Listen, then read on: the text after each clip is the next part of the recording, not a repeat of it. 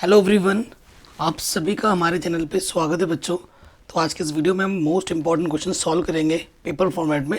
बाकी इसी तरीके से मैं ढेर सारे और क्वेश्चन और करा रखे हैं जिसके प्लेलिस्ट के लिंक्स मैं डाल दूंगा डिस्क्रिप्शन पे, आप जाके ज़रूर देखें।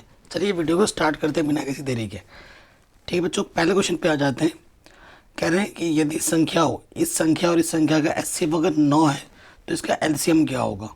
ठीक है, आप मैं जो भी क्वेश्चंस कराऊंगा डिटेल में सॉल्व कराते हुए करूँगा। देखो बच्चों, आप जानते हो, क्या जानते हो कि जो प्रथम संख्या होती है गुणा द्वितीय संख्या जो होती है वो क्या होती है, एचसीएफ गुणा एलसीएम होती है। ठीक है, प्रथम संख्या आपको दे रखी है 306, द्वितीय संख्या दे रखी है आपको 657। एचसीएफ उन दोनों का 9 दे रखा है, आपको एलसीएम निकालना है कि नहीं। अब यहाँ पर देखो बच्चों, 9 गुणे में है, इधर वक्त क्या हो जाएगा, बट्टे में आ जाएगा। ठीक है, ऊपर गया 657। अब आप देखो 9 से काटोगे, 9 3 27। ठीक है, 3 बचा, 9 चौको 36 और ये है। ठीक है, इन दोनों के गुणा कर दोगे, 7 चौको आंसर आ जाएगा 22, 3 3 8। ठीक है, ये आपका एलसीएम आ जाएगा। ठीक है, ये आपका क्या आ जाएगा, उत्तर, यानी कि जो आपका ऑप्शन नंबर सेकंड है वो बिल्कुल सही हो जाएगा। ओके बच्चों, आगे बढ़ते हैं। कह रहे हैं द्विघात बहुपद के शून्यक कौन कौन से होंगे। शून्यक क्या होता है, जो बहुपद को शून्य बनाता है, जो बहुपद को शून्य बनाता है। तो यहाँ से देख के पता लग रहा है जो आंसर होगा वो सेकंड वाला सही होगा। ठीक है, क्योंकि ये सारे पॉजिटिव के हैं तो शून्यक नेगेटिव में ही लेना पड़ेगा। ये मेरे को आइडिया लग गया। देखते हैं, देखो एक्स की जगह पर मैं अगर रखता हूँ, हमारे पास बहुपद क्या है, बहुपद है एक्स स्क्वायर प्लस के 7x प्लस के 10।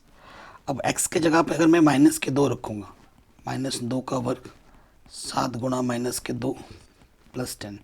ठीक है, 2 का वर्ग करेंगे तो 4 हो जाएगा, 7 दूनी -14 प्लस के 4, प्लस के 14 हो गए, -14 देखो 0 बना रहा है, -10 का शून्य हो गया। अब x की जगह देखो -5 रखो, -5 का वर्ग 7 गुणा -5 और ये प्लस में है 10, 25, 7 पंजे 35, 25 और 10 कितने हो गए आपके, 35 हो गए और माइनस के 35 है, तो आंसर आ जाएगा 0, यानी कि ये शून्य बना रहा है, 0 बना रहा है, यानी कि ऑप्शन नंबर सेकंड हमारा बिल्कुल सही हो जाएगा। कह रहे हैं समांतर श्रेणी का 30वां पद कौन सा है। 30वां पद ए 30 ने निकालना है, इसका सूत्र होता है a + 29d। समांतर श्रेणी बोला है, प्रथम पद कितना है बेटा, 10 है, और डी कितना है, देखो 10 के बाद 7 आ रहा है, डी होता है द्वितीय पद माइनस के प्रथम पद। द्वितीय पद 7 है, प्रथम पद 10 है, घटा दोगे तो कितना जाएगा, -3। ठीक है ना, तो 10 प्लस में 29, डी का मान कितना, -30।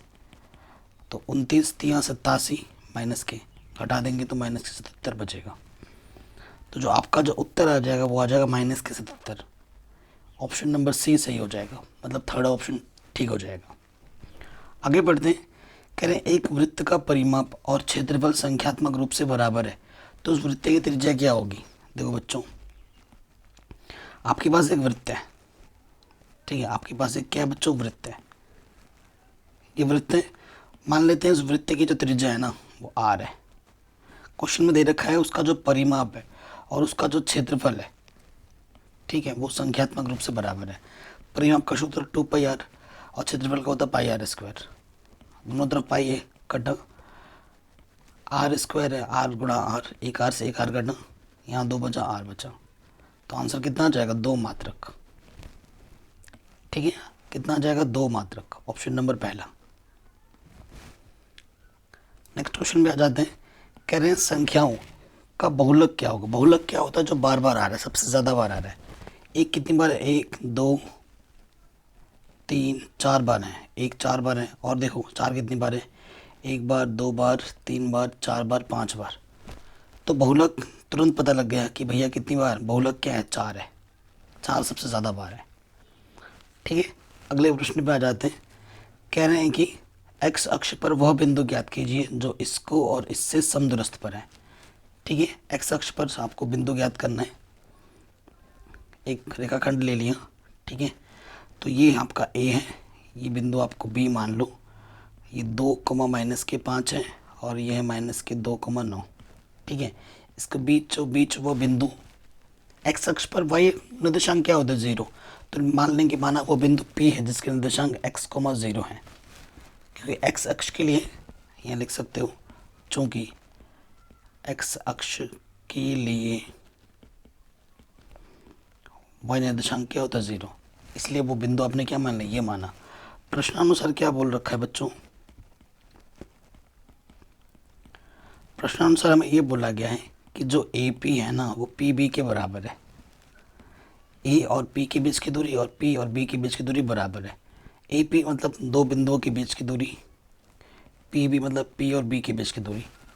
सूत्र क्या होता है, x1 माइनस x2 का वर्ग, y1 माइनस y2 का वर्ग। इधर से वही, अब इधर आओगे तो ये x1 हो जाएगा, x1 minus x2 minus minus plus y1 minus y2 का वर्ग। दोनों तरफ वर्ग है, मतलब अंडर रूट है, वर्ग करने पे हट जाएंगे, वर्ग करने पर दोनों तरफ। तो यहाँ से बचेगा 2 माइनस एक्स इसका वर्ग, और यहाँ से बचेगा प्लस में -5 का वर्ग, यहाँ से x प्लस 2 का वर्ग, और यहाँ से बचेगा -9 का वर्ग। खोल देंगे, इसको खोलोगे, a का वर्ग प्लस b का वर्ग माइनस के 2ab, -5 का वर्ग 25।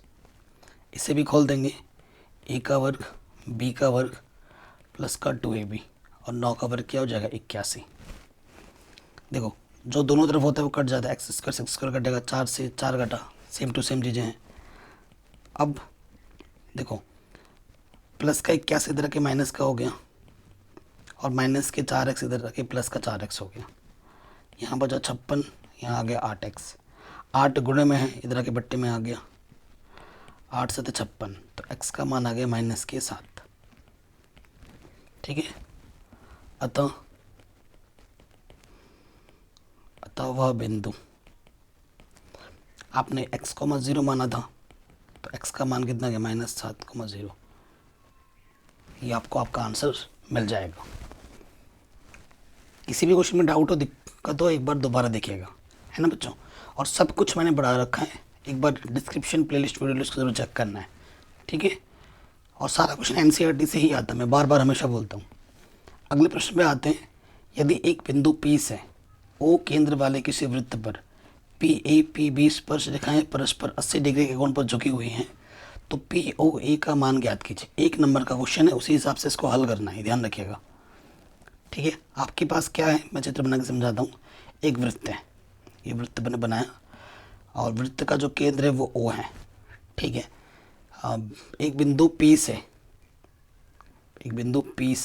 P पर वृत्त पर 2 स्पर्श रेखा डाली गई हैं, PA और PB। इसे A कहो, इसे B कह लो, ठीक है। और परस्पर POA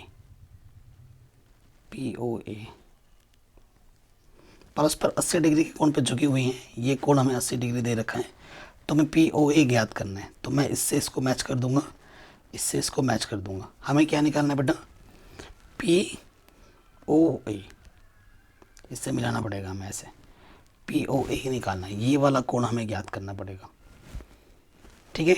1 नंबर का क्वेश्चन है, उसी हिसाब से इसको हल करेंगे। सो देखो बच्चों, हम लिखेंगे चूँकि प्रमेय 10.1 से। अब जानते हैं 10.1 से, अब क्या जानते हो कि स्पर्श रेखा और त्रिज्या के बीच, ये स्पर्श रेखा त्रिज्या है, ये त्रिज्या है, स्पर्श रेखा, इसके बीच कितना का कोण बनता है, 90 अंश का कोण बनता है। तो कोण A और कोण B दोनों के दोनों कितने होंगे, 90 डिग्री के होंगे, ठीक है। और आप जानते हो ये क्या है, एक चतुर्भुज है, ठीक है। चूँकि OBAP एक चतुर्भुज है, और चतुर्भुज के चारों कोणों का मान कितना होता है, चतुर्भुज के चारों कोण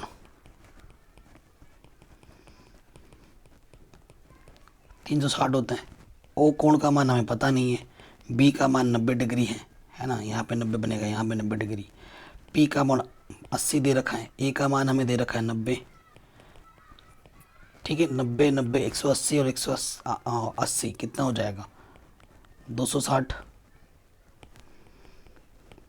ठीक है। सो 260 इधर आके क्या हो जाएगा, प्लस का इधर के घट जाएगा, माइनस का 260, तो बचेगा 100। तो बेटा यहाँ से लेकर यहाँ तक 100 डिग्री होगा, लेकिन आपसे सिर्फ इतना पूछा है, ठीक है। अब उसके लिए क्या करना होगा, आगे लिखेंगे, चूंकि क्वेश्चन जिस नंबर के हिसाब से एक नंबर से ज़्यादा ही आना चाहिए इसको, ये वाला question.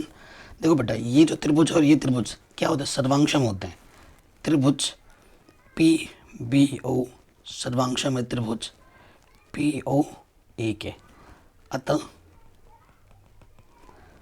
C P C T द्वारा जब दो त्रिभुज सर्वांशम होते हैं तो उनका संगत कोण बराबर होता है, यानी कि यहाँ पे जितना है ना ये भी उतना ही होगा। तो जो प्रश्न में निकालना है हमें पी ओ ए, वो हो जाएगा कोण ओ का आधा डिग्री, क्योंकि यहाँ पे जितना होगा यहाँ पे उतना होगा। यहाँ टोटल कितना है, 100 है, तो ओ हमारे पास कितना है, ओ आया हमारे पास 100, तो 100 का आधा क्या हो जाएगा, 50 डिग्री। आंसर, ठीक है। कोई दिक्कत कोई परेशानी तो नहीं है। आगे बढ़ते हैं। कह रहे 6 सेंटीमीटर त्रिज्या वाले एक वृत्त के त्रिज्याखंड का क्षेत्रफल ज्ञात कीजिए जिसका कोण 60 डिग्री है। ठीक है, हमारे पास एक वृत्त है, हमें त्रिज्याखंड का क्षेत्रफल निकालना है। ये त्रिज्या है, ठीक है, त्रिज्या के द्वारा काटा गया खंड। कोण हमें दे रखा है इसके बीच का कितना, 60 डिग्री, और त्रिज्या भी हमें दे रखा है 6 सेंटीमीटर। तो यहाँ लिखेंगे दिया है, क्या दे रखा है, जो त्रिज्या है वो 6 सेंटीमीटर है और जो कोण है वो 60 डिग्री है प्रश्नानुसार। क्या निकालना है हमें, त्रिज्याखंड का क्षेत्रफल। त्रिज्याखंड का क्षेत्रफल जिसका सूत्र होता है थीटा बटे 360 गुणा पाई आर स्क्वायर। ठीक है, ये होता है, थीटा का मान कितना है, 60 बट्टे में 360, पाई का मान 22/7, और त्रिज्या है 6 गुणा 6, 6 छंग 6 से 6 घटा, ऊपर 22 छंग 132 बट्टे में 7 सेंटीमीटर स्क्वायर। ठीक है बच्चों, ये हमें हमारा आंसर मिल जाएगा। आगे बढ़ते हैं। कह रहे एक क्रिकेट के खेल के मैदान में एक टीम के खिलाड़ियों ने निरंतर रन बनाए, टीम की माध्यक रन ज्ञात कीजिए। जब सिर्फ आंकड़ा दे रखा हो ना तो हमें क्या करना होता है, उसको आरोही क्रम में रखना होता है सबसे पहले। तो यहाँ रखेंगे आरोही क्रम में लिखने पर देखो, आरोही क्रम में तो सबसे छोटा क्या है बच्चों, यहाँ पर देखो 0 है, ठीक है, 0 ले लिया। 0 के बाद क्या है सबसे छोटा, 17 है, 17 भी ले लिया। 17 के बाद क्या है 26 2 बार है, यहाँ पर भी है और यहाँ पर भी है। 26 के बाद क्या है, 26 3 बार है, ठीक है, ये भी ले लिया। 26 के बाद क्या है 41, 26 के बाद क्या है 41 है, चलो 41 ले लिया। फिर 41 के बाद क्या है 57, ठीक है, 57 2 बार है, यहाँ पर भी है। फिर क्या बचा, फिर बचा आपका 91 भी ले लिया। और फिर क्या है 83, अरे यार पहले 83 था, 83, फिर आपका क्या है 91, और उसके बाद क्या है 115। ठीक है, कितने पद है गिनो, 1 2 3 4 5 6 7 8 9 10 11। माध्यिका मतलब होता है बीच वाला। ठीक है, कैसे करना है, ऐसे देखो बेटा, आइडिया लगाओ। यहाँ से आपने 4 हटाए पहले, इधर से भी 4 हटा लो, ठीक है, अभी और एक हटा लो, इधर से 5 हटाओ, इधर से 5 हटाओ, बीचों बीच वाला। ठीक है, तो माध्यिका क्या हो जाएगी, विषम संख्या होने पे माध्यिका एक होती है, सम संख्या होने पे बीच के 2 को जोड़ के आधा कर देते हैं, तो माध्यिका हो जाएगी 41। 1 नंबर का क्वेश्चन। ठीक है, अगले प्रश्न में आ जाओ। कह रहे हैं सिद्ध कीजिए कि √2 एक अपरिमेय संख्या है। तो इसमें क्या करते हैं, उल्टा मान लेते हैं। माना √2 एक परिमेय संख्या है। ठीक है, √2 एक परिमेय संख्या है, तो इसे हम P/Q के रूप में लिख सकते हैं, जहाँ पर Q का मान 0 नहीं होता, और HCF जो होता है P और Q का वो 1 होता है, और साथ ही साथ P और Q क्या होते हैं, पूर्णांक होते हैं। वह PQ पूर्णांक हैं। ठीक है, उसके बाद देखो बच्चों, इसके बट्टे में कुछ नहीं तो एक लिख सकता हूँ मैं, फिर क्या हो जाएगा, तिरछे गुणा करोगे, पी एक कम पी अंडर रूट 2 एक कम अंडर रूट 2 क्यू, तो ये हो जाएगा अंडर पी एक कम पी अंडर रूट 2 क्यू। फिर हमें वर्क करना हो दोनों तरफ, वर्क करने पर यहाँ से हो जाएगा पी स्क्वायर अंडर रूट 2 का वर्ग 2 होता है, क्यू का वर्ग क्यू स्क्वायर। यहाँ गुणज क्या है, 2 है, तो लिखेंगे चूंकि पी स्क्वायर 2 से विभाजित है। अगर पी स्क्वायर 2 से कट रहा है तो बच्चों पी भी 2 से कटेगा, इसलिए पी भी 2 से विभाजित होगा। ठीक है, हमारा अल्टीमेट टारगेट क्या होता है कि किसी एक प्रॉपर्टी को यहाँ से मना करना, ताकि हम अपरिमेय बोल पाएँ और जो हमने माना वो गलत सिद्ध हो। ठीक है, अब हम क्या मान दें, ये कितनी बार ये क्वेश्चन में करा चुका हूँ, माना p बराबर, अब की बार जो संख्या है वो लिखेंगे 2r लिख देंगे, इसको समीकरण 1 बोल दो। फिर क्या करना होगा, वर्क करने होगा, वर्क करोगे पी स्क्वायर बराबर 2 का वर्ग 4 हो जाएगा 4 स्क्वायर। फिर हमें यहाँ पी स्क्वायर का मान रखना होगा समीकरण 1 से, चूँकि पी स्क्वायर बराबर हमारे पास क्या है 2q स्क्वायर, यहाँ रख दोगे, 2 से काटोगे 2 दूनी 4। ठीक है, यहाँ पे क्या आ जाएगा, मैं एक डंडा खींच देता हूँ। ठीक है, फिर यहाँ पे क्या हो जाएगा बच्चों, क्यू स्क्वायर बराबर हमारे पास है 2r स्क्वायर। ठीक है, गुणज क्या है 2 है, तो फिर से वही लिखोगे, चूँकि क्यू स्क्वायर 2 से विभाजित होगा या 2 से विभाजित है, इसलिए क्यू भी 2 से विभाजित होगा।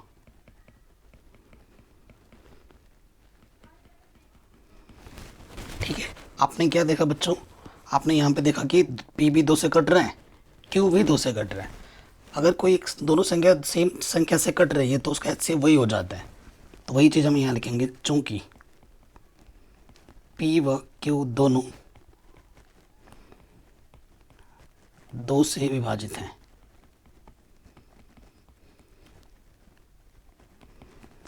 इसलिए जो HCF होगा P और Q का वो 2 होगा, जो कि 1 के बराबर बिल्कुल भी नहीं है, हमें 1 चाहिए था। कितना रहा है, 2 आ रहा है। अगर 2 आ रहा है तो वो परिमेय संख्या हो ही नहीं सकती, हमने क्या बोला था कि ये एक परिमेय संख्या है। अगर परिमेय संख्या होता तो HCF 1 आता, यहाँ तो 2 आ रहा है। ठीक है, तो लिख देंगे जो कि हमारे अवधारणा के विपरीत है। ठीक है, अतः अंडर रूट 2 एक अपरिमेय संख्या है।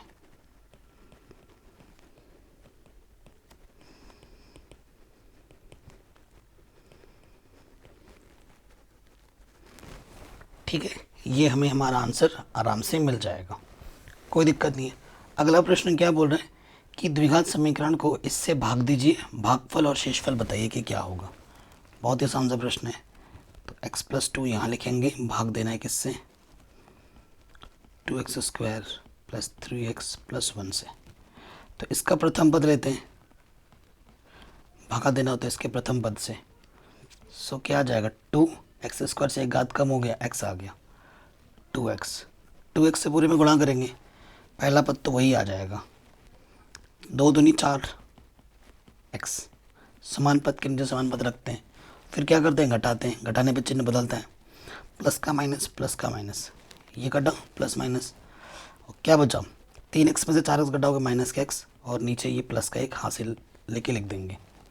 फिर वही काम, इसका प्रथम पद और इसका प्रथम पद भाग देंगे, x 1 कम x, माइनस का 1 आ जाएगा, माइनस x को x से गुणा करेंगे तो वही आ जाएगा, प्लस माइनस माइनस, 2 1 कम 2, ये आ गया। ठीक है, घटाने पे चिन्ह बदलता है, माइनस का प्लस, प्लस माइनस कटा, 2 और 1 3। ठीक है, अतः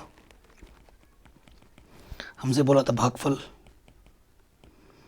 भागफल यानी कि QX, वो हमारे पास क्या है, 2x - Q1, और फिर हमारे पास क्या बोला था, शेषफल आर एक्स दिखाते हैं, ये कितना है बच्चों 3। ये हमें हमारा आंसर आराम से मिल जाएगा। ठीक है, कोई दिक्कत नहीं, ये क्वेश्चन भी हो गया। अगले प्रश्न में आ जाऊँ। कह रहे चित्र में बी एल और सी एम समकोण है। ये क्वेश्चन कल भी कराया था, परसों वाले मॉडल पेपर में भी कराया था। ठीक है, अगर आपको वो नहीं देखा है ना, मॉडल पेपर की लिंक्स मैं डाल दूंगा डिस्क्रिप्शन पे। 2 दिन पहले कराया है, कल भी कराया है। ये क्वेश्चन बहुत रिपीट होता है, बहुत इंपॉर्टेंट क्वेश्चन है, बार बार एग्जाम में पूछा जाता है। ठीक है, तो इस क्वेश्चन को कर लेना आप, ये मुझे करवाना पड़ेगा अभी, क्योंकि 2-3 दिन से लगातार करवा रहा हूँ। ठीक है ना, तो एक ही चीज़ बार बार करने का मन नहीं करता। ठीक है, तो ये चीज़ मैंने ऑलरेडी करा रखा है। अलग से भी लिंक्स डाल दूंगा डिस्क्रिप्शन में, प्लेलिस्ट के भी लिंक्स डाल दूंगा डिस्क्रिप्शन पे, जाके देख लेना। ठीक है, अगले क्वेश्चन में क्या बोल रहे हैं, साइन, इसका मान हमें ज्ञात करना है। बहुत ही आसान सा प्रश्न है। Sine 25 degree, cos 65, cos 25, sine 65। ठीक है, इन दोनों को जोड़ेंगे तो 90 आएगा, इन दोनों को जोड़ेंगे तो भी 90 आ रहा है। आप जानते हैं जब दोनों कोणों को जोड़ने पे 90 आ रहा है, फिर उनमें से हमें एक को बदलना पड़ता है। और वैसे अगर देखा जाए तो इनके मान त्रिकोणमिति टेबल में हमें मालूम भी नहीं है ना, तभी बदलना पड़ रहा है। और अगर एक जैसे कोण है तो अगर यहाँ से 25 को बदल रहे तो इधर से 25 को ही बदलना पड़ेगा, या फिर इधर से 65 को बदल रहे तो उधर से भी 65 को ही बदलना पड़ेगा। तो बदलते हैं। देखो यहाँ पर क्या है, साइन 25 है, मैं 65 को बदल रहा हूँ। कॉस 90 में से मैं कितना घटाऊँ कि 65 आ जाए, 25। तो ये कॉस 25 वैसे रहेगा, 65 को बदलना पड़ेगा। साइन 90 से मैं कितना घटाऊँ कि 65 आ जाए, 25। अब आप देखो यहाँ से एक सूत्र लगेगा, यहाँ से एक सूत्र लगेगा। जो भी सूत्र आप लगाओगे वो लिखना भी पड़ेगा कि कॉस 90 माइनस थीटा क्या होता है, साइन थीटा, और साइन 90 माइनस थीटा क्या होता है, कॉस थीटा। ये सूत्र आप लगाइए।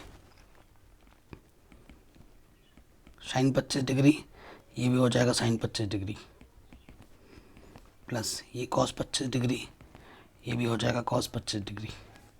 सेम चीज़ 2 बार गुणे में होने पे क्या होता है, साइन स्क्वायर हो जाएगा। 25 का स्क्वायर मत कर देना, हमेशा त्रिकोणमितीय फलन का वर्ग होता है, कोण का वर्ग कभी नहीं होता। और आप ये जानते हैं ये किस रूप में है, sine square theta plus cos square theta का मान 1 होता है। यहाँ थीटा देखो समान है ना, तो इसका मान कितना आ जाएगा, 1। ठीक है, ये हमें हमारा आंसर मिल जाएगा। अगले प्रश्न में आ जाओ। कह रहे हैं निम्नलिखित परिमेय संख्याओं के दशमलव प्रसार शांत अशांत आवृत्ति है, कारण से बताइए। ठीक है, ये आपको बताना है। सो अगर आप ध्यान से देखें, पहले वाले पे आ जाओ, 29/343 है। ठीक है, तो हम क्या करेंगे, 343 का गुणनखंड करने पर, मतलब हर का गुणनखंड करते हैं ना, करने पर आप यहाँ पर लिख सकते हो हर का गुणनखंड करने पर। ये हर है, ये अंश है, तो हर का गुणनखंड किया जाता है। तो काटो, किससे कटेगा ये, 3 से तो कटेगा नहीं, 7 से काट के देंगे। 7 को 28, ठीक है, 7 को 28, 7 नम 63, ठीक है, 7 49, 7 एकम 7। चूँकि 343 जो है वो हम लिख सकते हैं 7 की घात 3, तो क्या लिखेंगे, चूँकि हर का गुणनखंड 2 की घात m और 5 की घात n का रूप नहीं है पहले वाले पार्ट में, इसलिए ये क्या होगा, ये होगा आपका अशांत। ठीक है, अशांत आवृत्ति।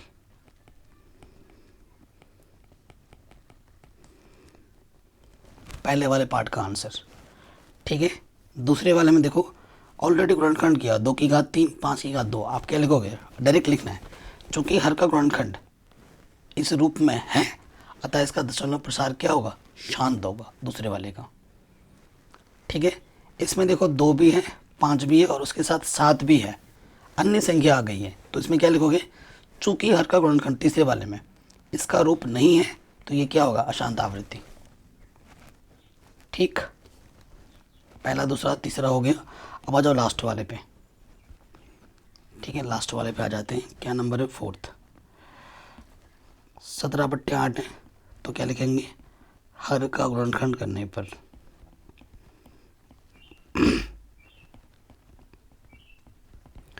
8 को हम लिख सकते हैं 2 गुणा 2 गुणा 2, है ना, 2 की घात 3। तो सिर्फ 2 आए या सिर्फ 5 आए गुणन में, या 2 और 5 दोनों आए तब भी शांत होता है। तो आप क्या लिखोगे? चूंकि हर का गुणनखंड, ठीक है, 2 की पावर m गुणा 5 की पावर n का रूप है। ठीक है, भले ही 5 नहीं तो लिखना इस तरीके से होता है। अतः 17/8 का दशमलव प्रसार क्या होगा? शांत होगा। ठीक है बच्चों, ये आपको आपका आंसर मिल जाएगा, कोई दिक्कत नहीं, आराम से हो गया। अगले क्वेश्चन है, देखो बच्चों, कहने सिद्ध कीजिए कि बाएं बिंदु से वृत्त पर खींची गई स्पर्शरेखाओं की लंबाइयां बराबर होती हैं। ऑलरेडी मैंने करा रखा है, ये प्रमेय 10.2 है। मैं आपको बता देता हूँ बच्चों, एग्जाम में प्रमेय 10.1, प्रमेय 10.2 या प्रमेय 6.1 या फिर 6.8, इन 4 में से 2 प्रमेय आपके एग्जाम में ज़रूर आएंगे, हर साल आते हैं। और इनको मैंने अलग से इसलिए करा रखा है, ठीक है, इसके लिंक्स मिल जाए डाल दूंगा मैं डिस्क्रिप्शन पे, क्योंकि मैं इसको बार बार करा चुका हूँ। और लिंक्स में डाल दूंगा डिस्क्रिप्शन पे, वीडियो ख़त्म करने के बाद उस लिंक्स पे जाके क्लिक करके देख लीजिएगा। ठीक है, ऑलरेडी मैंने इसको करा रखा है, आप जाके देख सकते हैं। ठीक है, ये क्या कहती है, अगर आपके पास एक वृत्त है, ठीक है, और ये वृत्त का केंद्र, अगर आपके पास एक बाह्य बिंदु है, इस बिंदु से अगर आप स्पर्शरेखा खींचते हो वृत्त पर, ठीक है, इसका नाम दे दो ए, इसका नाम दे दो बी, तो हमें क्या मिलता है कि पी ए और पी बी, ये जो दोनों स्पर्श रेखा होती है ना, उनकी एक लंबाइयाँ आपस में बराबर होती हैं। उनकी लंबाइयाँ आपस में क्या होती हैं? बराबर। ये हमें सिद्ध करना है, बहुत आसान होता है। इससे इसको मैच करो, इससे इसको मैच करो, ठीक है, इससे इसको मैच करो, ठीक है, इस त्रिभुज को और इस त्रिभुज को क्या दिखाना होता है? सर्वांशम CBCT के द्वारा ये भुजा इसके बराबर आ जाती है। तो ये मैंने करा रखा है, आप जाके देख सकते हैं, लिंक्स में डाल दूंगा डिस्क्रिप्शन पे। ठीक है, प्लेलिस्ट जो मैं बोल रहा हूँ ना बच्चों बार बार, उसको ज़रूर देख लेना, वहाँ से क्वेश्चन ज़रूर फंसेंगे। अगला प्रश्न है, सिद्ध कीजिए, इसको आपको ये हल करना है, 2 नंबर में बहुत बार एग्जाम में आते हैं, तो हम ले लेते हैं। तो यहाँ लिखेंगे बायां पक्ष लेने पर,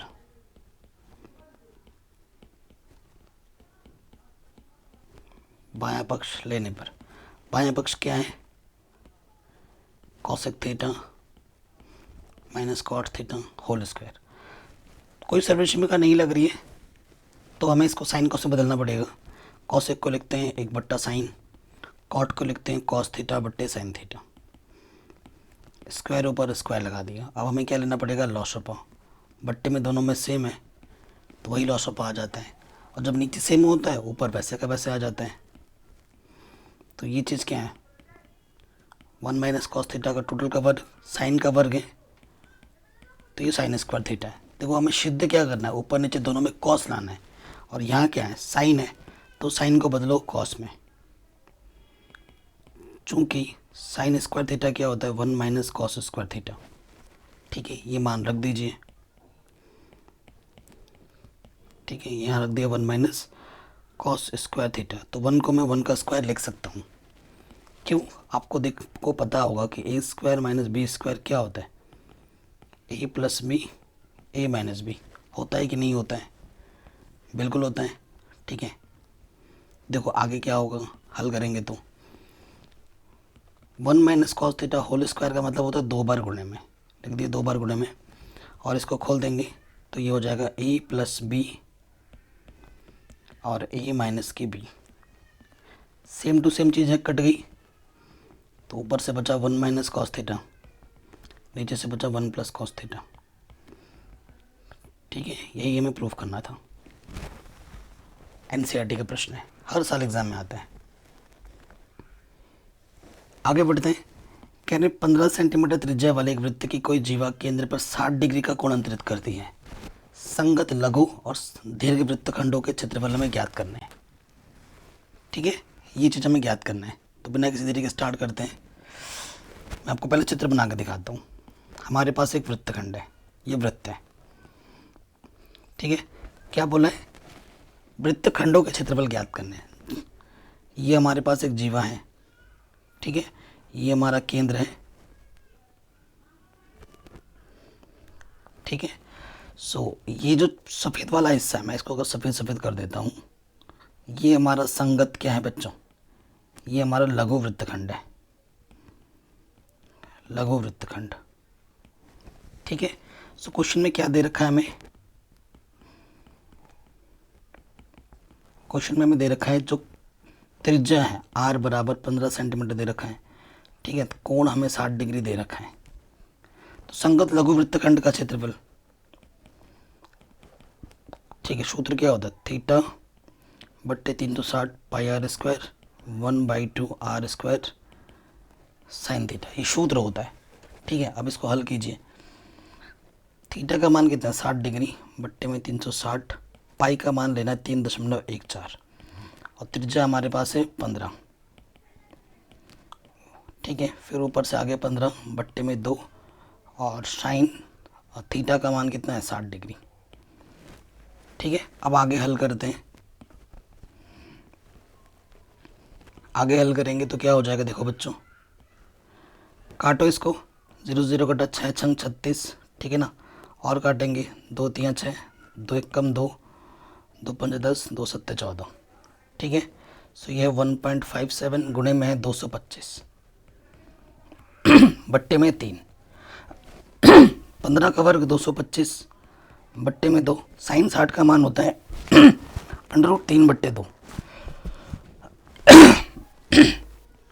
अब हमें गुणा करना है 225 को, जब हम गुणा करेंगे 1.57 से तो हमें आंसर मिलेगा 353.25 बट्टे में 3। ये 225 है, √3 का मान है 1.73 रखने के लिए बोला है और 2 दूनी 4 है। कैलकुलेशन के नंबर तो आपको मिलेंगे, ठीक है। फिर 353.25 को भाग देना था 3 से, तो इसको भाग जब दोगे तो 117.75 आ जाएगा, ठीक है। और फिर ऊपर गुणा करना है 225 को गुणा करना है 1.73 से, ठीक है। तो जब गुणा करेंगे तो ये 389.25 आ जाएगा और फिर इसको क्या करना है, आपको 4 से भाग भी देना है, ठीक है। तो 117.75 जब भाग देंगे हम 4 से तो ये आ जाएगा 97.3125, ठीक है। अब घटाना है, देखो बच्चों कैसे घटाएंगे, इतना आप उतार लेना, घटाएंगे कैसे, 117.75 पीछे से 2 0 बढ़ा लो, 3125, ठीक है, 97, ये तो 5 में से 5 घटाएंगे, यहाँ से लगाना, 9 में से 2 गया 7, 4 में से 1 गया 3, हासिल इसने 1 दे दिया था, तो 6 में से 3 गया 3, ठीक है, 0 और यहाँ से क्या आ जाएगा 2, ठीक है ना। 11 में से 9 घटाएंगे 2 आ जाएगा, आंसर आ जाएगा इतना सेंटीमीटर स्क्वायर 20.3375, ठीक है। ये इस हिस्से का क्षेत्रफल आ जाएगा। अब हमें क्या निकालना है, दीर्घ वृत्तखंड, ये जो बचा हुआ भाग है इतना, ये भी निकालना है। ये कैसे आएगा, वृत्त के क्षेत्रफल में से जब इस हिस्से को माइनस कर दोगे तो उतना बचेगा। अब ये बड़ा आसान हो गया है, कैसे देखो, ठीक है। अब निकालते हैं अब आ जाओ कि दीर्घ वृत्तखंड का क्षेत्रफल, इसका सूत्र क्या होता है, वृत्त का क्षेत्रफल माइनस लघु वृत्तखंड का क्षेत्रफल। तो वृत्त का क्षेत्रफल होता है पाई आर स्क्वायर और लघु वृत्तखंड आपने अभी निकाला है 20.3375, ठीक है। पाई का मान कितना रखना बोला 3.14, ठीक है। और आर कितना है 15 का वर्ग है, उसमें से आपको ये घटा देना है, ठीक है। तो 15 का वर्ग होता है 225, उसको गुणा करना है 3.14 से, 225 को जब गुणा कर देंगे 3.14 से आ जाएगा 706.5, ठीक है। और उसमें से घटाना है मुझे 20.3375, घटा दोगे, ठीक है ना। इसमें से मुझे क्या घटाना है 20.3375, तो ये आ जाएगा आंसर 686.1625, इतना सेंटीमीटर स्क्वायर आंसर आ जाएगा। ठीक है, आराम से बन गया। अगले क्वेश्चन पे आ जाते हैं। कह रहे सभी खंड कीजिए, उस समांतर श्रेणी के प्रथम 51 पदों का योगफल ज्ञात कीजिए जिसके दूसरे और तीसरे पद क्रमशः इतने और इतने हैं। ठीक है, तो हम क्या कहेंगे, माना एपी का प्रथम पद ए व सार्वंतर डी है। ठीक है, ये चीज़ें हमें 51 पदों का योगफल निकालना है। ऐसे 51 हमें क्या दे रखा है, हमें दे रखा है दूसरा पद A2 हमें दे रखा है 14 और तीसरा पद A3 हमें दे रखा है 18। दूसरे पद का मतलब होता है A, एक कम कर देते हैं, A + D 14 दे रखा है और ये A + 2D 18 दे रखा है। ठीक है, इसको आप प्रथम समीकरण मान लो और इसको हम द्वितीय समीकरण मान लेते हैं। 51 पदों का योगफल निकालने के लिए हमें A की आवश्यकता है, D की आवश्यकता है ना। जब तक वो नहीं आएगा तब तक हम हल कैसे करेंगे। ये समीकरण 1 है, ये समीकरण नंबर 2 है, तो यहाँ लिखते हैं समीकरण 1 तथा 2 से, मतलब हल करने पर किसी भी समीकरण को ऊपर नीचे आप रख सकते हो अपनी सुविधा अनुसार। ठीक है, A के गुणज समान है, ठीक है, और प्लस के हैं तो घटाना पड़ेगा, दोनों समान चिन्ह होने पर घटाते हैं, घटाने पर नीचे का चिन्ह बदल जाता है। 2 में से 1 डी कम होगा तो डी, 18 में से 14 घटाएंगे तो 4 आ जाएगा। डी का मान 4, चूँकि A + D हमारे पास 14 है, समीकरण 1 में मान रखेंगे तो D का मान 4 प्लस के 4 इधर के माइनस का हो जाएगा तो A का मान आ जाएगा 10। A भी मिल गया, D भी मिल गया। अब हमें क्या निकालना है, 51 पदों का योगफल। ठीक है, तो यहाँ लिख देंगे अतः 51 पदों का योगफल। ठीक है, एन बराबर सूत्र क्या होता है, n/2 2a + n - 1 × d। n है 51/2, a का मान 10 और d का मान कितना है बच्चों, d का मान आपका आया था 4। 51/2 2 20, यहाँ से 50 चौके 200 तो 220, काटो 2 1 कम 2 1 कम 0, तो आपको गुणा कर देना है बच्चों। 51 को गुणा करना है 110 से, तो 51 × 11 होता है 5610। ये हमें हमारा आंसर मिल जाएगा। ठीक है, कोई दिक्कत नहीं। अगला प्रश्न है, कह रहे हैं शीर्ष इतने इतने इतने वाले त्रिभुज की भुजाओं के मध्य बिंदुओं से बनने वाले त्रिभुज का क्षेत्रफल ज्ञात कीजिए। ठीक है, मध्य बिंदु से बनने वाला त्रिभुज का क्षेत्रफल। तो पहले त्रिभुज बना के दिखाता हूँ। ठीक है, ये आपका A है, ये आपका B है, ये आपका C है। निर्देशांक है 0,-1, B है 2,1 और C है 0,3। इनका मध्य बिंदु ABC है, इसको मान लो P है, ये Q है, ये R है। मध्य बिंदु निकालना आता है ना। ठीक है, सो मध्य बिंदु निकालने का सूत्र क्या होता है, पहले निकालेंगे P। P क्या है बच्चों, AB का मध्य बिंदु।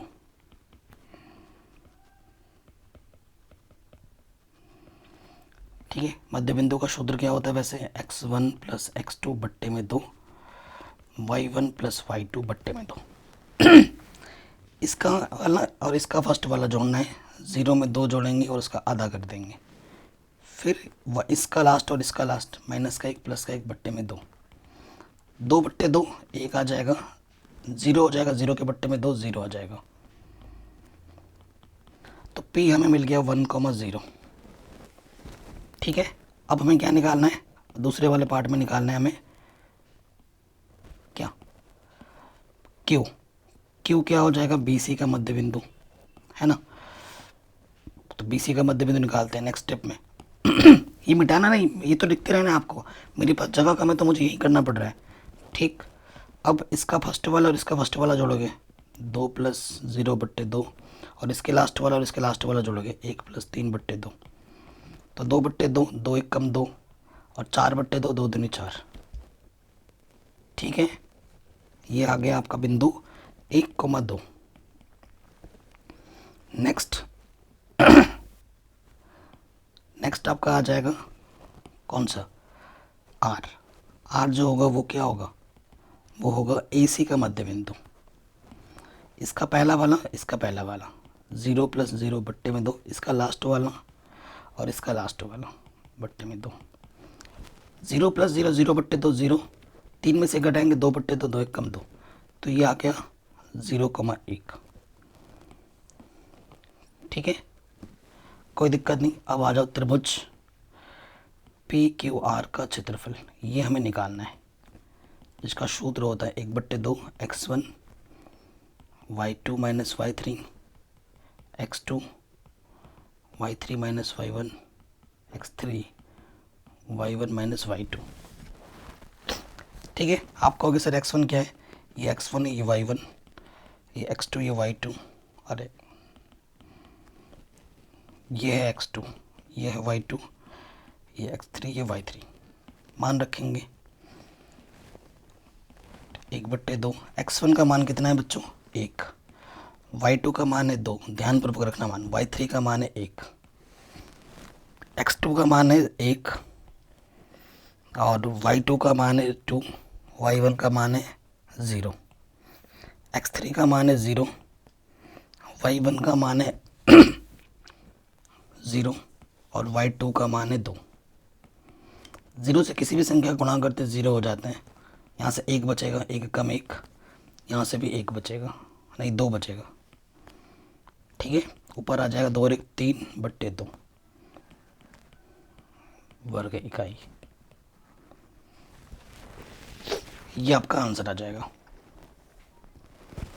अगले प्रश्न में आ जाइए, कह रहे हैं कोसेक स्क्वायर बराबर 1 + कॉट स्क्वायर को लागू करके हमें ये चीज़ सिद्ध करनी है। ठीक है, तो ये चीज़ मैंने ऑलरेडी पढ़ा रखी है, ये NCERT प्रश्नावली।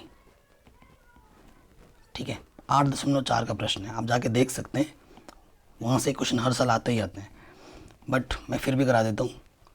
इस सर्वसीमिका का हमें उपयोग करना है, ज़रूरी नहीं कि यहाँ बोला गया है तो कहीं करोगे, यहाँ तो लिखा हुआ है, अगर ना लिखा होता तो नहीं करते क्या, तब भी हम करते हैं।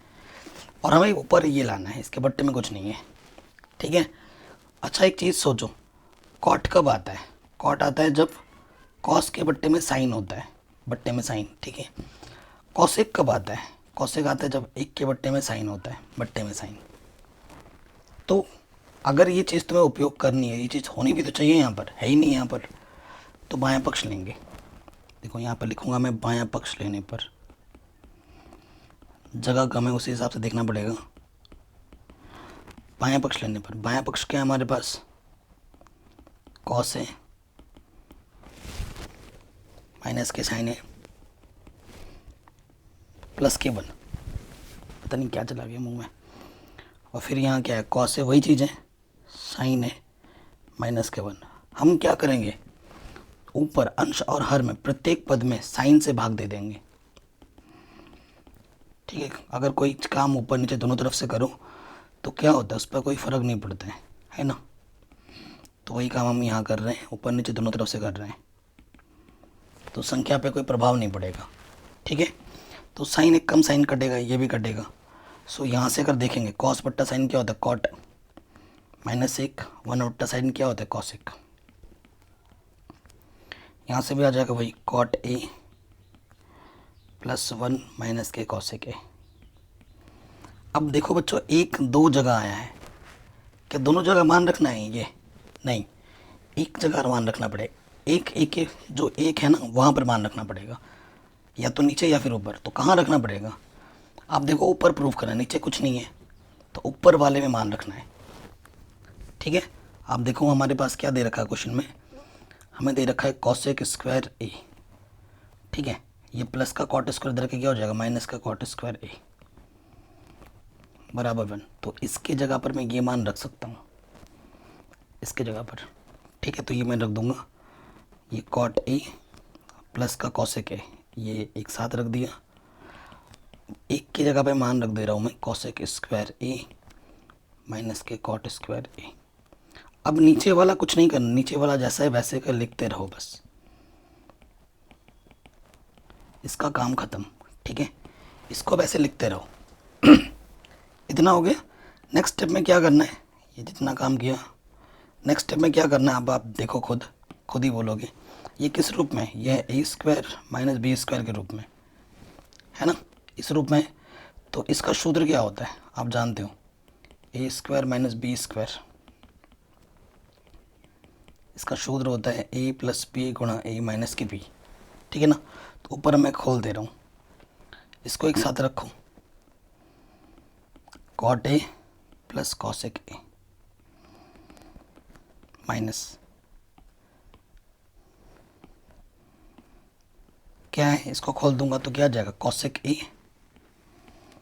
प्लस कॉट ए इंटू यहाँ से हो जाएगा कॉसेक ए माइनस के कॉट ए। टोटल के अपॉन में कितना है, कॉट ए प्लस 1 माइनस के कॉसेक ए। ठीक है, देखो इसके बट्टे में जो है, इसके यहाँ बट्टे में बोला, इधर भी जितना है इधर ऊपर भी उतना है, तो मैं उभनिष्ठ निकाल सकता हूँ। उभनिष्ठ निकालूंगा, cot A plus cosec A, उभनिष्ठ निकाल दिया। ये पूरा बाहर आ गया तो यहाँ एक बचेगा, ये पूरा बाहर आ चुका ऑलरेडी, और अंदर क्या है कॉसेक, साथ ही साथ में माइनस से भी गुणा कर दे रहा हूँ, कॉसेक ए नेगेटिव नेगेटिव ये हो जाएगा पॉजिटिव के कॉट ए। ऊपर ये बचा, नीचे क्या है देखो बच्चों, नीचे है प्लस का 1 माइनस का कॉसेक, सिस्टमेटिक वे में लिख रहा हूँ, और प्लस का कॉट ए। ये सेम टू सेम है, कटा, सिर्फ क्या बचा, ये बचा cot A plus cosec A. यही आपको सिद्ध करना था, यही आपको सिद्ध करना था। हो गया आराम से। ठीक, ये क्वेश्चन भी आपका आराम से बन गया। अगले क्वेश्चन में आ जाओ। क्या है कि एक तुर्की टोपी शंकु के चिन्ह के आकार की है। यदि इसके खुले सिरे की त्रिज्या 10 सेंटीमीटर है, ऊपरी सिरे की त्रिज्या 4 सेंटीमीटर है, और टोपी की त्रिज्या ऊंचाई 15 सेंटीमीटर है, तो इसके बनाने में प्रयुक्त पदार्थ का क्षेत्रफल ज्ञात करना है। तो मैं पहले आपको दिखाता हूँ छिन्नक बनाकर। ये छिन्नक है, थोड़ा छोटा छोटा बना रहा हूँ क्योंकि जगह हमारे पास कम है। अगर आपको मेरी थोबड़ा देखना होता है ना तो जगह कम पड़ जाता है यार इसमें, है ना। इसीलिए मेरी वीडियोस में आप देखते हो कि थोबड़ा कम दिखाता हूँ क्योंकि जगह का इश्यू हो जाता है। फिर हमारे पास क्या है, खुले सिरे की त्रिज्या, जो टोपी हम पहनते हैं ना, इधर नीचे वाला सिरा खुला होता है, जो सिरा खुला है ना उसकी त्रिज्या में दे रखी है, हम बोल देते हैं इसको R1। तो हमें R1 कितना दे रखा है, 10 सेंटीमीटर, और ऊपरी सिरे की जो त्रिज्या दे रखी है ना R2, वो दे रखा है 4 सेंटीमीटर, और टोपी की जो तिर्यक ऊंचाई है ना L, वो हमें दे रखी है 15 सेंटीमीटर। तो इसके बनाने में प्रयुक्त पदार्थ, ठीक है, प्रयुक्त प्रश्नानुसार प्रयुक्त पदार्थ का क्षेत्रफल, ये हमें ज्ञात करना है। तो ये क्या हो जाएगा, देखो आपने टोपी पहना है तो बाहर बाहर से क्या एक छिन्नक है, तो बाहर बाहर से क्या है, छिन्नक का क्षेत्रफल प्लस, अब टोपी पहना है यहाँ से तो खुला नहीं होगा, यहाँ से क्या होता है वृत्ताकार भाग होता है इधर से ना, तो छोटे वृत्त का क्षेत्रफल, ये वाला हिस्सा ये पूरा बंद होता है, वृत्त का क्षेत्रफल। सूत्र क्या हो जाएगा, पाई R1 प्लस R2L, और छोटे वृत्त के लिए त्रिज्या R2 है तो ये हो जाएगा पाई R2 स्क्वायर। पाई का मान कुछ नहीं बोला है तो 22/7 रखेंगे। R1 है 10, R2 है 4, और L का मान है 15। 22/7 और R2 कितना है 4 गुणा 4, तो 22/7 ये हो गया 14 गुणे 15, 7 दूनी 14, ऊपर से तो कटेगा नहीं यहाँ से, है ना। तो 22 गुणा 16 बट्टे में 7। ठीक है, यहाँ से क्या आ गया 15 दूनी 30, 22 गुणा 30, और यहाँ से कितना है 16 दूनी 32, हासिल लगा 3, 16 दूनी 32 और 3 35 बट्टे में 7। ठीक है, कोई दिक्कत? 352 को भाग देना पड़ेगा हमें 7 से, तो 22 तियाँ 66 और 352 को 7 से भाग देंगे तो 50.0 के 2 स्थान तक ले लो, 2 8 जाएगा। तो इसमें जोड़ देंगे तो ये हो जाएगा, ये जोड़ेंगे तो ना 710 इतना सेंटीमीटर स्क्वायर। ये आपको आपका आंसर मिल जाएगा। मोस्ट इम्पॉर्टेंट क्वेश्चन है, हर साल एग्जाम में आता है। अगले क्वेश्चन में क्या बोल रहे हैं, निम्नांकित द्विघात समीकरण का अद्वितीय हल वज्रगुणन विधि से हल कीजिए। द्विघात समीकरण लिख दिया इसने गलती से। यहाँ पर क्या होगा, 2 चर वाले रैखिक समीकरण युग्म है। द्विघात समीकरण कहाँ से यार, इसकी डिग्री 1 है तो द्विघात थोड़ी ना होगा। तो वज्रगुणन विधि से कुल मिला के हल करना है। तो क्या हो जाएगा, लिखने का तरीका क्या होता है, यहाँ x लिखो, यहाँ y लिखो, यहाँ 1 लिखो, ठीक है ना, और यहाँ डंडा बनाओ और गुणज लिखो। यहाँ पर x का गुणज है 2, फिर y का गुणज 1, प्लस का 5 इधर के माइनस का 5, 3 2 प्लस का 5 इधर के माइनस का 8। फिर क्या लिखना होता है हमारे पास, यहाँ पर हमें x लिखो बराबर y लिखो और यहाँ z लिखो। x को जब करेंगे x को छुपाओगे, ठीक है ना, इसकी गुणा इसके साथ माइनस इसकी गुणा इसके साथ लिखो यहाँ पर। तो 1 8 8 माइनस 5 दूनी 10। y के लिए उल्टा नियम चलता है, इसकी गुणा इसके साथ होती है पहले, ठीक है। y को छुपाएंगे तो 5 3 15 माइनस 2 8 16 नेगेटिव के। z के लिए फिर से वही, z के लिए z क्यों लिख दिया यार, 1 लिखना है, z लिख दिया 1 आएगा, ठीक है। 1 के लिए क्या होता है बच्चों कि इसमें सिंपल वही रूल, इसका गुणा इसके साथ 2 दूनी 4 माइनस इसकी गुणा इसके साथ 3 1 कम 3। तो यहाँ से देखो माइनस माइनस प्लस 10 में से 8 घटाएंगे 2, 16 में से 15 घटाएंगे 1 और यहाँ 1। एक बार इसको बराबर लेना होता है बच्चों और एक बार इसको बराबर लेना होता है। जब x बट्टा 2 बराबर 1 बट्टा 1, x 1 कम x 2 1 कम 2। जब y बट्टा 1 बराबर 1 बट्टा 1, y 1 कम y 1 कम 1, ठीक है। ये हमें हमारे आंसर मिल जाएंगे, कोई दिक्कत नहीं। अगले क्वेश्चन पे आ जाऊं। कह रहे एक समतल जमीन पर खड़ी मीनार की छाया उस स्थिति में 40 मीटर अधिक लंबी हो जाती है। ये भी कुछ दिन पहले ही मैंने क्वेश्चन सॉल्व कराया है, ठीक है। जबकि सूर्य का उन्नयन कोण 60 से घटकर 30 हो जाता है, ठीक है। अर्थात छाया के एक सिरे से मीनार के सिरे का उन्नयन कोण 60 ये है, जबकि उन्नयन कोण 30 है। मीनार की ऊंचाई ज्ञात कीजिए। तो क्वेश्चन क्या बोल रहे हैं, ये क्वेश्चन भी काफ़ी शानदार है, काफ़ी बार पूछा जाता है। आपके पास एक मीनार है, ठीक है, आपके पास एक मीनार है, ये एक मीनार है, ठीक है। जब पहली बार आप यहाँ मीनार की छाया जो पड़ रही है ये उसकी छाया है, ठीक है। तो पहली बार में जो उन्नयन कोण बन रहा है यहाँ से लेकर यहाँ तक वो 60 बन रहा है, और थोड़ी देर बाद ना छाया और बड़ी हो जाती है, यहाँ तक पहुँच गई, और फिर उन्नयन कोण घट के कितना हो जाता है, उन्नयन कोण घट के 30 हो जाता है। और पहली बार छाया अगर x थी ना, तो दूसरी बार छाया उससे थोड़ी कितनी लंबी हो जाती है, 40 मीटर, x प्लस 40 मीटर लंबी हो जाती है। तो कह रहे हैं मीनार की ऊंचाई ज्ञात करो। ये है मीनार की ऊंचाई, मैंने मान ली कि x है, ठीक है। नाम दे देते हैं इसका, ये मैंने इसको e बोला, इसको मैं b बोलता हूँ, इसको c और इसको मैं d बोलता हूँ, ठीक है। ये चीज़ मैंने बोल दी। अब घबराना नहीं है, ये एक समकोण त्रिभुज है और ये एक समकोण त्रिभुज है, इसको हल करोगे आंसर आराम से आ जाएगा, ठीक है। त्रिभुज में आ जाओ, पहले त्रिभुज छोटा वाला ले लो BCD में, ठीक है। देखो बच्चों ये निकालना है और ये भी हमें लेके चलना पड़ेगा। कोण के सामने वाला क्या होता है, लंब, ये है आधा, लंब बट्टे आधार क्या होता है, tan थीटा। तो CD बट्टे में BC ये हो जाएगा tan थीटा, ठीक है। CD का मान h है और BC का मान x है, tan थीटा का मान 60,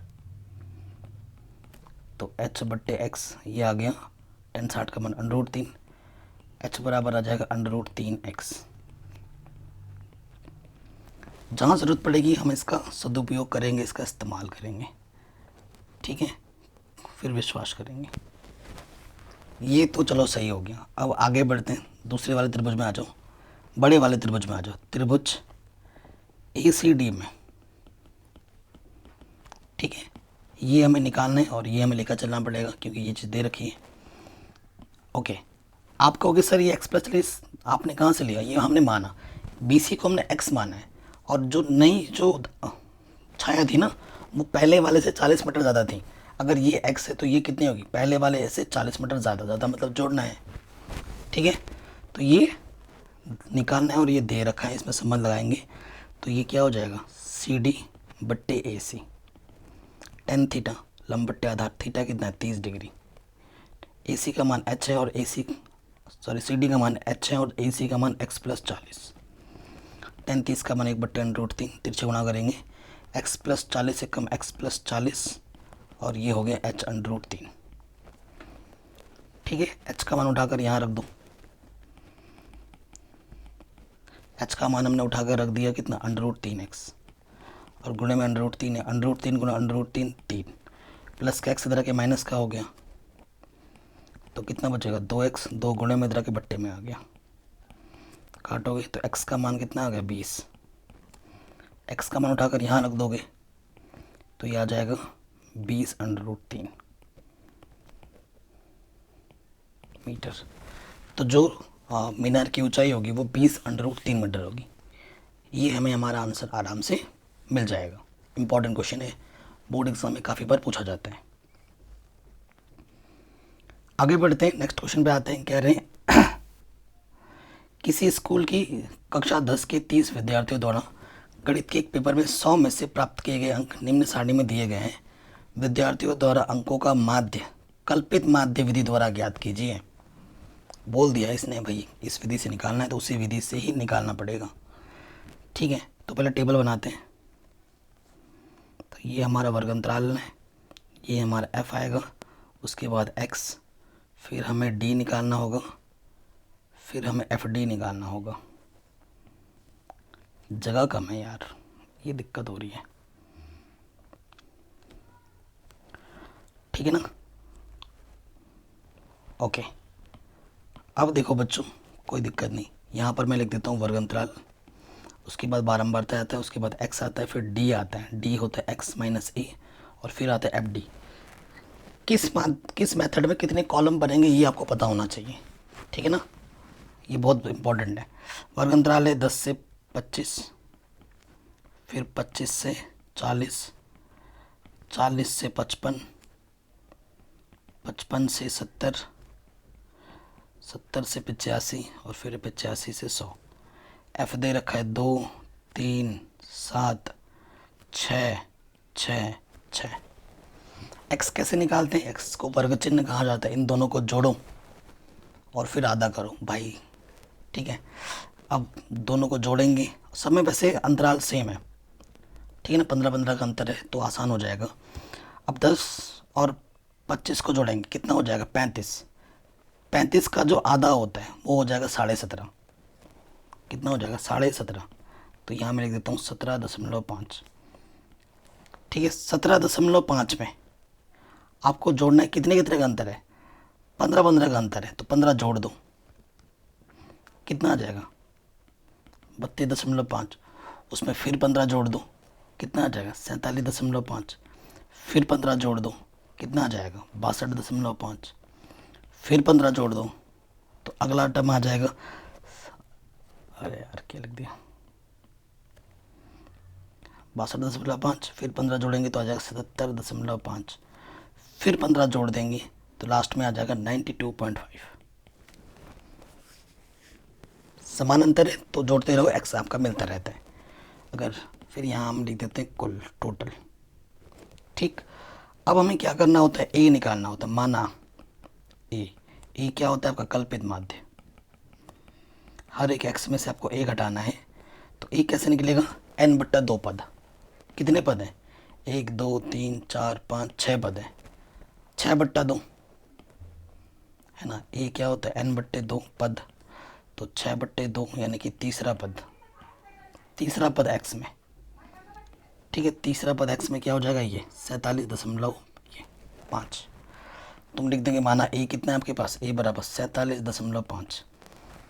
अब हर एक x में से 47.5 आपको घटाना है, ठीक है।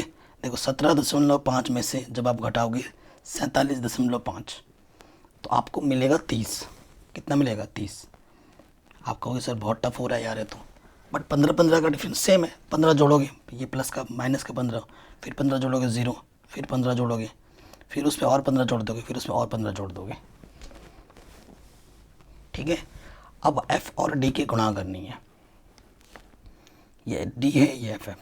30 दूनी 60, 15 तिया 45 नेगेटिव का, ये 0, 15 छक्का 90, 6 दिया 180, 45 छक्का 45 इंटू 6, 45 छक्का ना 45 गुणा 6 270, ठीक है। ये हो गया। अब सिग्मा एफ भी चाहिए होगा ना हमें। 100 विद्यार्थी, 30 विद्यार्थी, इन सबको जोड़ोगे तो कितना आएगा, 30 आएगा, ठीक है। ये दे रखा है क्वेश्चन में, जोड़ के भी देख लेना, 30 ही आएगा। अब ये देखो ये प्लस के हैं, प्लस के जोड़ो, प्लस के जोड़ेंगे तो 270 प्लस 180 प्लस 90 है ना। इनको जोड़ेंगे तो ये आपका आ जाएगा 540, और नेगेटिव को जोड़ के देखो 105, तो 105 घटा दो, 5 में से 5 10 में से 5 घटाएंगे 5, 3 में से 0 गया, 435 आ जाएगा पॉजिटिव के, ठीक है। 435 आ गया। अब जगह कम है हमारे पास, उसी हिसाब से देखो बेटा, माध्य निकालने का जो सूत्र होता है वो होता है इसमें a plus sigma F D बट्टे सिग्मा एफ, ठीक है। a का मान कितना है हमारे पास 47.5, सिग्मा एफ डी का मान कितना है 435, और f का मान है 30। कटेगा 3 एक कम 3 0 4, 3 एक कम 3, 3 चौके 12, 3 पचे 15, तो 47.5 10 से भाग दोगे, ये आ जाएगा 14.5, ठीक है। 47.5 में आपको जोड़ देना है 14.5, ठीक है। तो आंसर आ जाएगा 62, ठीक है। ये आपको आपका आंसर मिल जाएगा। आगे बढ़ते हैं। कह रहे हैं 144 बॉल पेनों के एक समूह में से 20 बॉल पेन खराब है। आपके पास कुल बॉल पेन कितने हैं, कुल पेन ये दे रखा है 144, ठीक है। यहाँ आकर लिख देना दिया है, ठीक है। खराब पेन है 20, ठीक है। तो अच्छे पेन कितने होंगे, 144 में से जब खराब माइनस कर दोगे तो अच्छे पेन आ जाएगा 124, अच्छे पेन आ जाएंगे 124। ओके, हमसे बोल रहा है कि आप वो पेन खरीदेंगे, इसके क्या प्राइस है। आप कौन सा पेन खरीदोगे, जो अच्छा पेन होगा वही तो खरीदोगे। तो पहला वाला पेन, पहला वाला कंडीशन, अच्छे पेन की प्रायिकता, अच्छे पेन की प्रायिकता निकालनी है आपको। प्रायिकता का सूत्र क्या होता है, संभव परिणाम बट्टे में कुल परिणाम, ठीक है। तो संभव परिणाम कितना है, संभव परिणाम आपके पास है, अच्छे पेन कितने हैं 124, कुल परिणाम है 144। काटो इसको, 2 सत्ते 14, 2 दूनी 4, 2 छंग 12, 2 दूनी और कटेगा 2 3 6, 2 छंग 12, 2 3 6, 2 1 कम, आंसर आ जाएगा 31/36। आप वो पेन खरीदोगे। नेक्स्ट बोल रहा आप वो पेन नहीं खरीदोगे, यानी कि खराब पेन की प्रायिकता, खराब पेन की प्रायिकता, ठीक है। तो संभव परिणाम कितने खराब, 20, कुल परिणाम 144, 2 1 कम 0, 2 सत्ते 14, 2 दूनी 2 3 6, 2 छंग 12, 2 पंजे, तो 5/36 है दूसरे वाले की प्रायिकता। इतना आसान क्वेश्चन था, ठीक है। अगले प्रश्न में आ जाते हैं, जो कि लगभग हर साल आता है। एक मोटर बोट जिसकी स्थिर जल में चाल इतने किलोमीटर प्रति घंटा है, ये क्वेश्चन भी कुछ दिन पहले मॉडल पेपर पर सॉल्व कराया था। ठीक है, 24 किलोमीटर यहाँ है, मीटर नहीं है, किलोमीटर। धारा प्रतिकूल जाने में वही दूरी धारा के अनुकूल जाने की अपेक्षा 1 घंटा अधिक समय लेती है। धारा की चाल ज्ञात कीजिए। ये मीटर नहीं है, किलोमीटर है। ठीक है, सो देखो बच्चों, ये आपकी धारा है। ठीक है, स्थिर जल में मोटर बोट चल रहा है, इसके अंदर एक मोटर लगा पड़ा है, ये बोट है। इस बोट की जो चाल है ना, वो हमें दे रखी है कितनी, 18 किलोमीटर प्रति घंटा, ये हमें दे रखा है। और ये जो धारा है ना, इस धारा की भी एक चाल होगी। मैं मान लेता हूँ इस धारा की चाल कितनी है, x किलोमीटर प्रति घंटा है। ठीक है, इसलिए तो अनुकूल चाल क्या हो जाएगी, अनुकूल चाल पे ना धारा की चाल जुड़ जाती है, तो बोट के साथ धारा की चाल जुड़ जाएगी। ठीक है, और प्रतिकूल चाल क्या हो जाएगी, उसमें धारा की चाल क्या होती है, घट जाती है, 18 माइनस एक्स हो जाएगी। ये क्वेश्चन भी कुछ दिन पहले ही किया है, 2-3 दिन पहले मॉडल पेपर में। इम्पोर्टेंट है बहुत एग्जाम में। ठीक है ना। प्रथम शर्तानुसार, प्रथम शर्त में कौन सी स्थिति ले लेते हैं, अनुकूल ले लो। देखो बेटा, अनुकूल में आपकी चाल बढ़ जाती है। जब चाल बढ़ जाती है तो समय कम लगता है। ठीक है, आप साइकिल बहुत स्पीड चला रहे हो तो घर जल्दी पहुंच जाओगे, अब धीरे चला रहे हो तो बहुत टाइम लग जाएगा आपको, है ना। तो अनुकूल चाल की स्थिति में, अनुकूल चाल की स्थिति में समय क्या हो जाएगा, समय बराबर क्या होता है, दूरी बट्टे चाल। ठीक है, तो समय को मैं t1 बोलता हूँ। दूरी आपको दे रखा है 24 किलोमीटर। चाल अनुकूल की लीजिए, चाल क्या हो जाएगी, 18 + x। ठीक है, 18 + x लिखता हूँ। ये प्रथम स्थिति है। द्वितीय शर्तानुसार आ जाओ। द्वितीय शर्तानुसार, द्वितीय शर्त में कौन सी आपको कंडीशन लेनी पड़ेगी बच्चों, प्रतिकूल वाली। प्रतिकूल स्थिति में, प्रतिकूल चाल में आपका समय क्या लगेगा, t2। दूरी क्या दे रखी है, वही दूरी है। ठीक है, और चाल आपका हो जाएगा 18 माइनस एक्स। प्रश्नानुसार, अगर आप प्रतिकूल चाल से चलोगे तो आपको 1 घंटा समय ज़्यादा लगेगा। इसके पास 1 घंटा समय ज़्यादा है, यानी कि इस समय में से अगर इस समय को घटाया जाए तो समय का अंतर कितना आएगा, 1 आएगा। ठीक है ना, तो t2 माइनस के t1 1 के बराबर आएगा। t2 का मान है 24 बट्टे में 18 माइनस के x, और यह 24 18 + x 1। अगर आप चाहो तो 24 उभयनिष्ठ ले लो, बढ़िया हो जाएगा। 24 उभयनिष्ठ ले लेंगे तो 1 18 माइनस एक्स 1 बट्टे 18 + x बराबर 1। 24 गुणे में उधर बट्टे में आ जाएगा। सो देखो बच्चों, नीचे लॉसुपा ले लो, नीचे नीचे गुणा हो जाएगा, 18 + x 18 माइनस एक्स, यहाँ आ गया 1 बट्टे 24, गुणे में इधर के बट्टे में आ गया। इसके गुणा इसके साथ 18 + x और minus 18 minus minus plus x, इस माइनस से गुणा होगा ना इसमें, तो प्लस माइनस 18 घटा, जो बचा वो मैं यहाँ आगे लिख देता हूँ। हमें x निकालना है, धारा की चाल निकालनी है। एक द्विघात समीकरण आएगा, देखना हल करेंगे तो। x और x क्या है, x और x हमारा ऊपर आ रहा है 2x। ठीक है, और नीचे क्या बचा, a minus B, a plus B, A का स्क्वायर माइनस बी का स्क्वायर, यहाँ है 24। तो 18 को जब आप 18 से गुणा करते हो तो कितना आता है, 324। तिरछे गुणा करो तो यहाँ देखो क्या आ जाएगा, 18 स्क्वायर माइनस का एक्स स्क्वायर, 24 दूनी 48 एक्स। ठीक है, नेगेटिव का एक्स स्क्वायर उस तरफ जाके क्या हो जाएगा, पॉजिटिव, और 18 प्लस का था इधर के माइनस का हो जाएगा। खोल लेते हैं इसको, तो 18 का वर्ग कितना होता है, 324।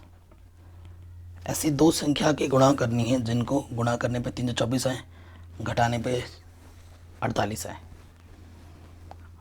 और ठीक है, वो दो संख्या क्या होगी, गुणनखंड विधि से करो, जो भी विधि आपको अच्छी लगती है उस विधि से आप कर सकते हो। तो ये द्विघात समीकरण बन गया। ठीक है, तो क्या होगा,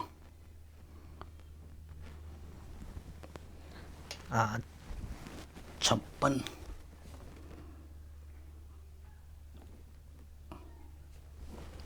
समझ में नहीं आ रहा तो गुणनखंड कर लो।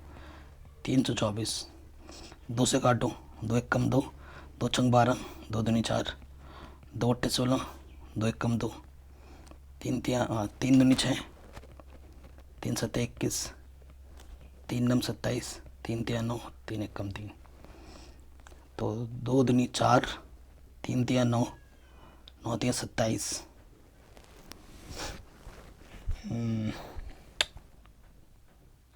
2 एक कम 2, 2 छंग 12, ठीक है। 3 तिया 9, 9 तिया 27, ठीक है। 27 दूनी 54, 54 और 3 दूनी 6, 54 और 6 का 54 और 6 को गुणा करोगे तो 324 आ जाएगा। 54 में से 6 को माइनस करोगे 48 आ जाएगा। मिल गए। तो 54x माइनस करना है आपको 6x। 324 यहाँ से एक जोड़ा, यहाँ से एक जोड़ा बना। पहले जोड़े से x कॉमन, यहाँ से 54 बचेगा, यहाँ से 6 कॉमन, नेगेटिव अंदर का साइन बदल जाएगा, यहाँ से भी 54 बचेगा।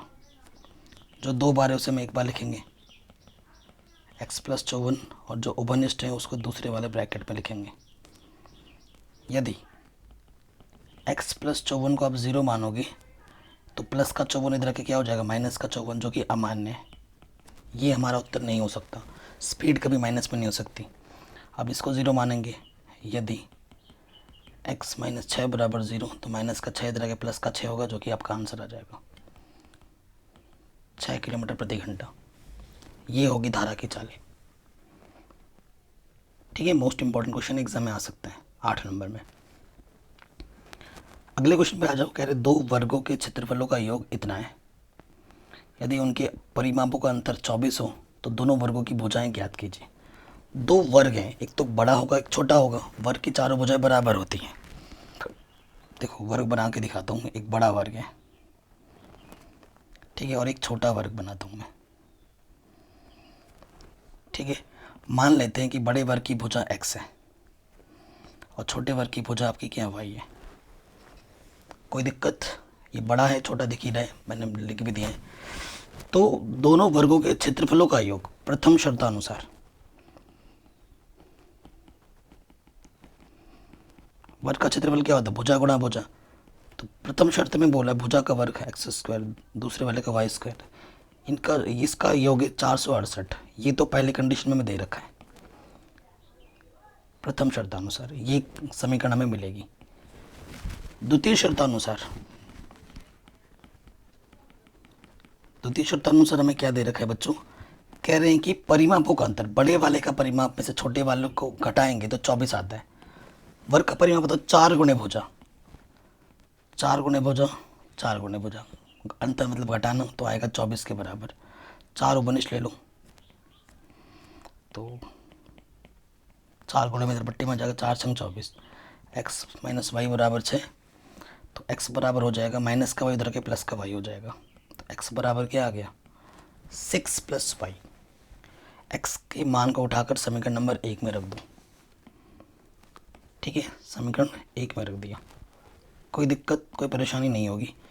तो जैसे हम समीकरण 1 में रखेंगे तो क्या हो जाएगा, x के जगह पे रखना है, x के जगह पे रखना है 6 plus Y whole square, already Y square है और इधर है 468। खोलेंगे a का वर्ग प्लस b का वर्ग प्लस 2ab,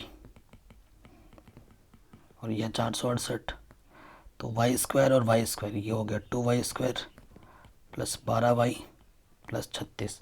ये प्लस का इधर के माइनस का हो जाएगा। दोनों में पूरे में अभी हल कर लो, पहले 2 से भाग दे देंगे।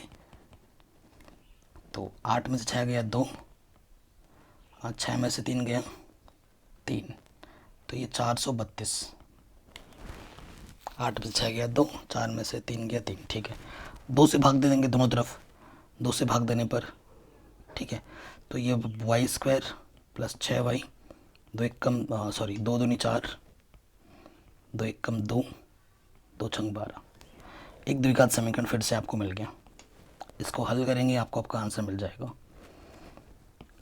ठीक है, तो गुणा करने पे 216 आए और घटाने पे 6 आए। सोचिए क्या होगा। ऐसी दो संख्या, या आपको जो जिस विधि से हल करना चाहो वो आपकी चॉइस है बच्चों।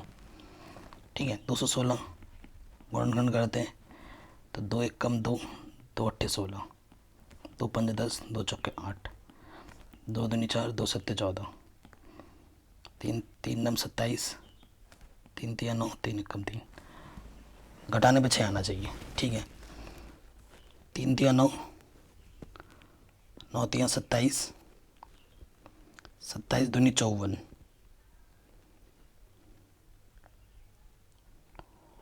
नहीं बना, 54 है ना, घटाने पे 6 आना चाहिए।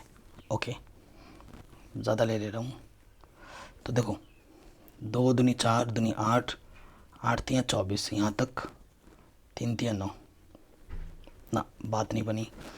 कैसे लिया जाता वो भी आपको पता लग जाएगा। और देखो, और ट्राई करो।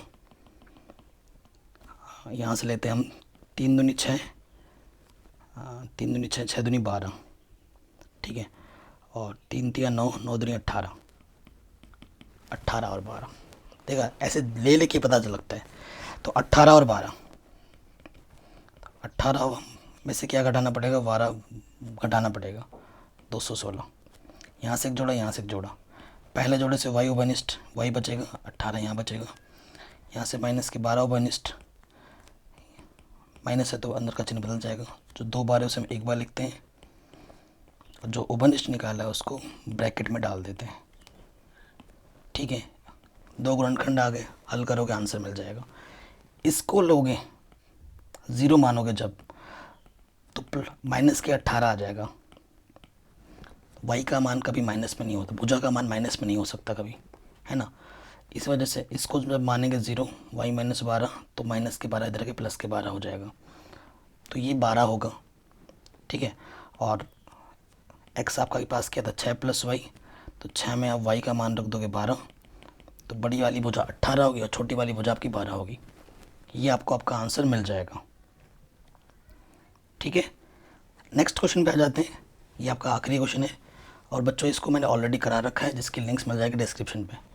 पढ़ देता हूँ। कह रहे हैं 5 सेंटीमीटर त्रिज्या के एक वृत्त पर ऐसी दो स्पर्शरेखाएं खींची जो परस्पर 60 डिग्री के कोण पर झुकी हुई हो। ये प्रश्नावली 11.2 NCERT का क्वेश्चन नंबर 4 है। ठीक है, ऑलरेडी करा रखा है, हर साल लगभग आ जाता है ये क्वेश्चन। अथवा ये जो क्वेश्चन आपको देख रहे हैं, 7/5 गुनी त्रिभुज की रचना करनी है और उसकी फिर संगत बनानी दूसरी, ये 11.1 प्रश्नावली का क्वेश्चन नंबर 3 है। ठीक है, जो कि मैंने ऑलरेडी पढ़ा रखा है, लिंक्स में डाल दूंगा डिस्क्रिप्शन पे। तो वीडियो कैसी लगी मुझे कमेंट करके ज़रूर बताएं, और इस वीडियो को हर जगह शेयर ज़रूर करने। ठीक है, और चैनल पर नए हैं तो सब्सक्राइब करके अपना प्यार और सपोर्ट ज़रूर दें। ठीक है, डिस्क्रिप्शन ज़रूर चेक करना है आप लोगों को। ठीक है बच्चों।